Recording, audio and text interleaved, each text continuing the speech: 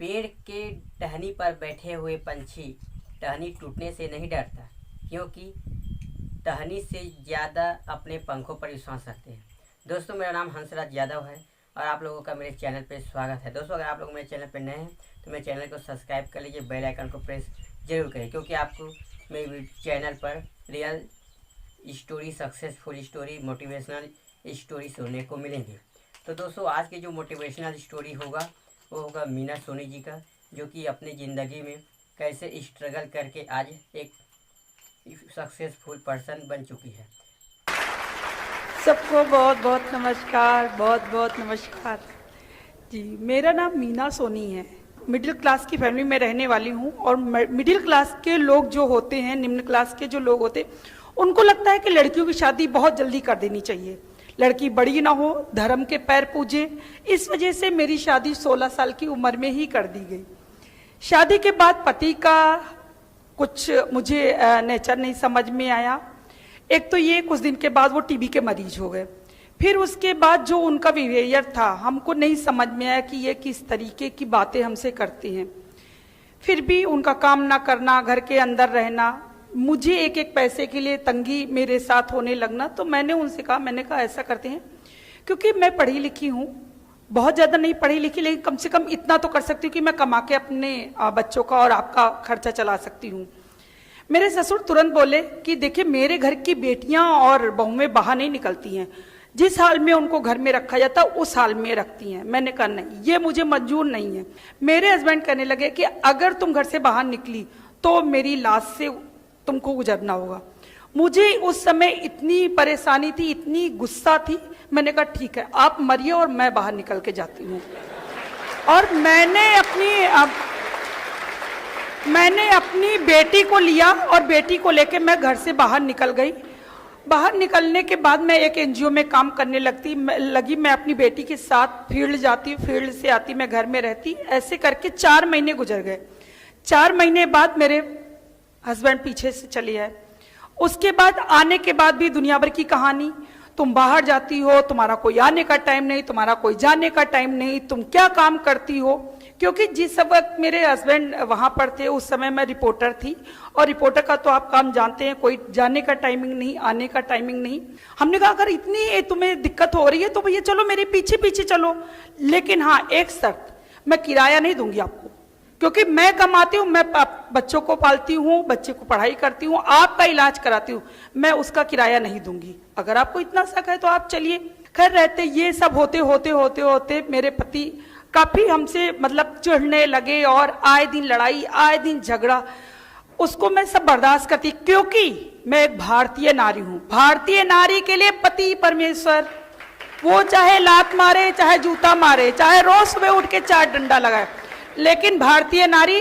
और हम लड़कियों को बचपन से ही सिखा दिया जाता है कि भैया पति परमेश्वर है, वो चाहे मारे चाहे लाते मारे, लेकिन उसके सामने पति परमेश्वर की तुम्हें ये करना है।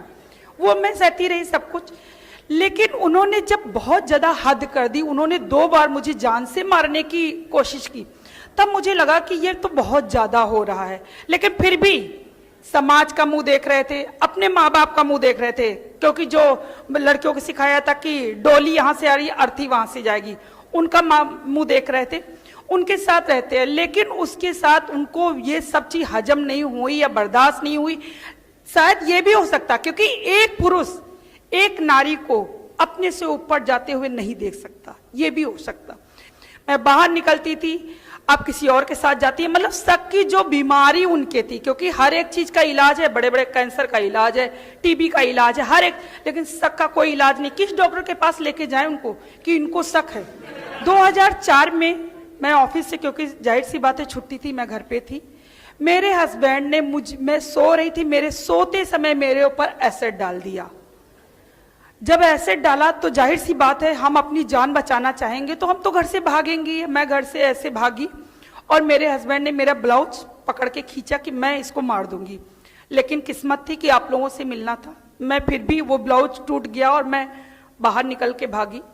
उसके बाद फिर उन्होंने मेरी साड़ी पकड़ी कि मैं साड़ी पकड़ के खींच लूंगा और मैं मार दूंगा। मेरे भी पता नहीं कहां से ऊपर वाले दिमाग दिए, मैंने अपनी साड़ी ही पूरी खोल दी, और पेटीकोट ब्लाउज में मेरी बेटी उस समय 9 साल की थी, बड़ी वाली। मैंने उससे कहा बेटा तुम रिक्शा लेके आओ। मैं रिक्शा से पे बैठ के और मैं सीधे सरकारी हॉस्पिटल पहुंची।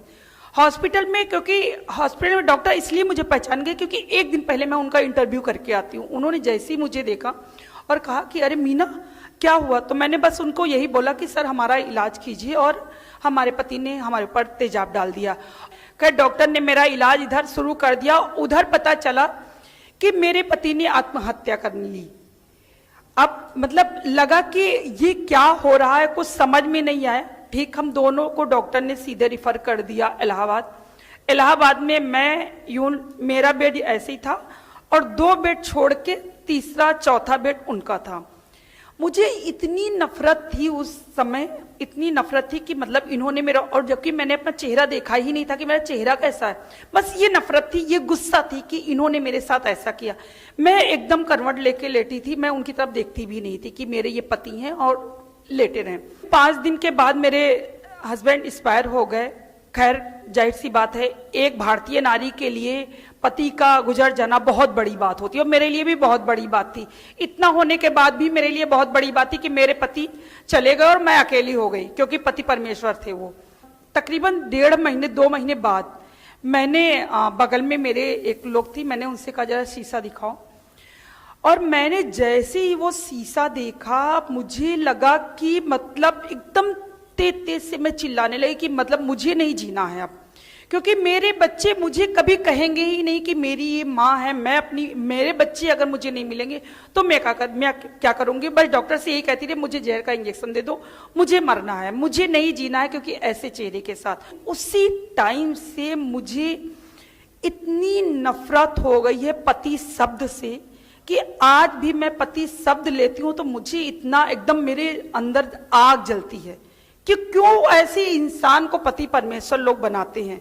ऐसे इंसान धरती का बोझ है, इनको तो मतलब कुछ करने लायक ही नहीं, इनको दुनिया में जीने का ऐसे लोगों का कोई हक ही नहीं है। लेकिन फिर भी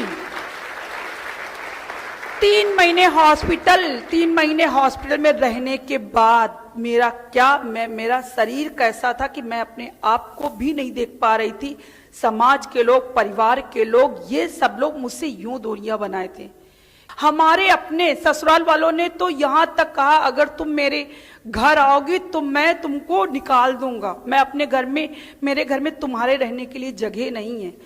और वो चीज मेरे दिल में कैसे बैठी कि जिसके बेटे ने मेरे साथ ये किया है, जिसकी वजह से आज मेरी ये हालत है, वो माँ बाप कह रहे हैं कि तुम्हारे लिए मेरी कोई जगह नहीं है।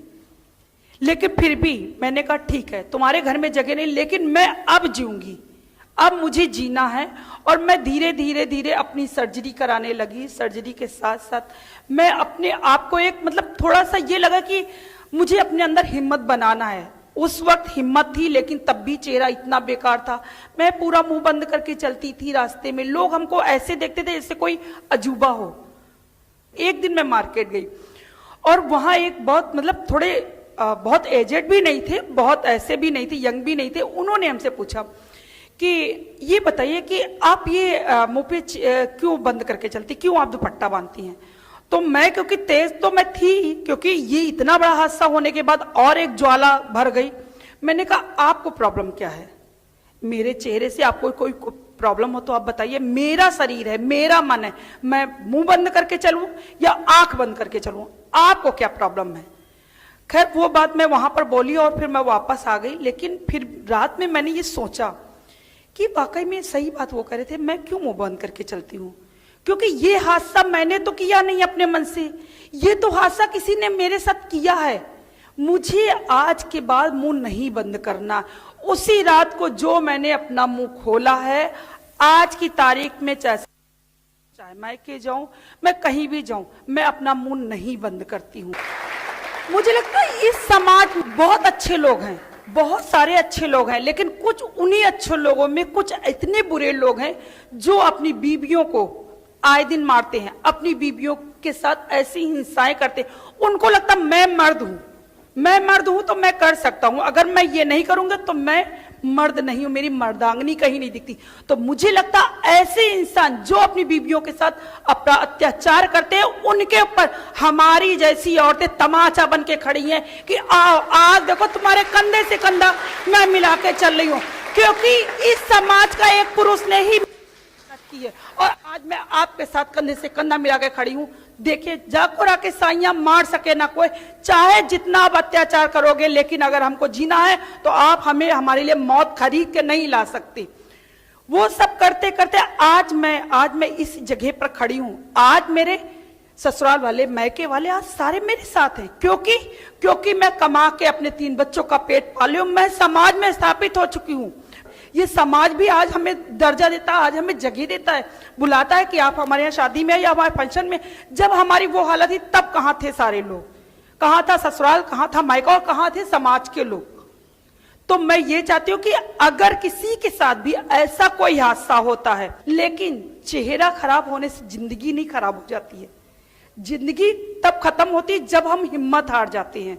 हमारे अगर अंदर हिम्मत है तो कोई हमारा खराब, ठीक है हमारा चेहरा खराब है, आपको नहीं पसंद आप मत देखिए, लेकिन मुझे पता मैं कितनी खूबसूरत हूँ। उसी के बाद हमने एक प्रण लिया कि औरतों के दिन आए दिन इस तरह की हिंसाएं होती हैं, आए दिन औरतें मारी जाती हैं, जलाई जाती हैं, लोगों के ऊपर झूठे झूठे इल्जाम लगा के औरतों को जेल में बंद कर दिया जाता है। उसी दिन से मैंने ये प्रण किया था कि अब अगर मैं कोई काम करूंगी तो मैं केवल और केवल औरतों को इंसाफ दिलाने का काम करूंगी। पिछले 7 सालों से मैं लखनऊ जेल में औरतों के साथ काम कर रही हूँ। उनको जो भी कानूनी मदद है मैं वो कर रही हूँ। 7 साल में 7 औरतों को जेल से रिहा करवाया है। कितनी कुछ औरतें बेल पे हैं और कुछ औरतों का केस एकदम खत्म हो चुका है। अब ये सोचिए कि एक औरत, एक तो जेल के अंदर औरत तो वैसे ही माना जाता है बड़ी बेचारी हैं और सारी इज्जत इन्हीं के हाथ में है। जब जेल में एक औरत बंद होती है उस समय परिवार के लोग क्या कहते हैं, इनको हमें छुड़ाना नहीं है, क्योंकि ये अगर घर पे आएंगे तो हमारी इज्जत चली जाएगी, हमारी बदनामी होगी, इनके घर की औरत जेल काट के आई। लेकिन अगर वहीं पर कोई पुरुष जेल काट के आता तो भैया कहता भैया जेल काट के आए, थोड़ा संभल के रहना। तो मुझे ये लगता है कि ये जो अन्याय है ये कब तक चलेगा। लेकिन ठीक है, आप नहीं उनको स्थापित करते हो ना, आप अपने घर में, लेकिन हमारे जैसे लोग, हमारी जैसी एनजीओ के लोग, अगर हमारे जैसे लोग 10 इकट्ठा हो जाए तो कोई नहीं रोक सकता औरतों को समाज में स्थापित होने से। हम आज उन औरतों को जेल से निकालते हैं, उनसे बस यही कहते हैं, अगर आपका परिवार नहीं अपना रहा, अगर समाज नहीं अपना, बच्चे नहीं अपना, छोड़ दो सबको, खड़ी हो जाओ, एकदम खड़ी हो जाओ। ये मान के चलो केवल और केवल आज मुझे कमाना है, पैसे होंगे तो वही बच्चे, वही परिवार, वही समाज। क्योंकि उदाहरण मैं हूं, जहां आप हिम्मत हार गई वहां पर आप कुछ नहीं कर सकती। तो उन औरतों को मैं तैयार करती हूं लड़ने के लिए, कमाने के लिए और समाज में, परिवार से सबको दिखाने के लिए। देखिए, आपने हमारा साथ छोड़ दिया, लेकिन आज मैं यहाँ पर खड़ी हूँ क्योंकि मैं इस काबिल बन चुकी हूँ। ये मत सोचिए कि बिना आपके मेरी जिंदगी खत्म हो गई है। बस इन्हीं शब्दों के साथ मैं अपनी बात को समाप्त करती हूँ। दोस्तों, अगर आप लोगों को वीडियो पसंद आए तो वीडियो को लाइक और शेयर जरूर करें और मेरे चैनल को सब्सक्राइब जरूर करें।